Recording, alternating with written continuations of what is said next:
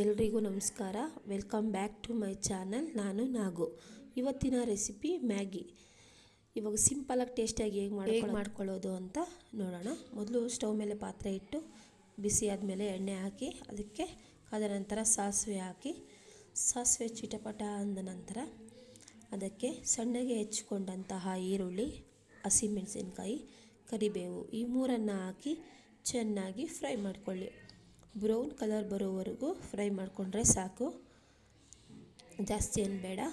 ನಂತರ ಅದಕ್ಕೆ ಸಣ್ಣಗೆ ಹೆಚ್ಚಿಟ್ಟುಕೊಂಡಂತಹ ಟೊಮೆಟೊವನ್ನು ಸೇರಿಸಿ 2 ನಿಮಿಷ ಫ್ರೈ ಮಾಡಿಕೊಳ್ಳಿ. ಟೊಮೆಟೊ ಬೇಗ ಬೇಯಲು ಸ್ವಲ್ಪ ಉಪ್ಪನ್ನು ಸೇರಿಸಿ 2 ನಿಮಿಷ ಫ್ರೈ ಮಾಡಿ.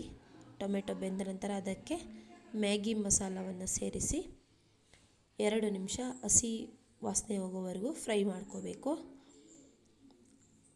ಫ್ರೈ ಮಾಡಿದ ನಂತರ ಅದಕ್ಕೆ ನಾವು ಮೊದಲೇ ಬೇಯಿಸಿಟ್ಕೊಂಡಂತಹ ಮ್ಯಾಗಿಯನ್ನು ಇದಕ್ಕೆ ಸೇರಿಸಿ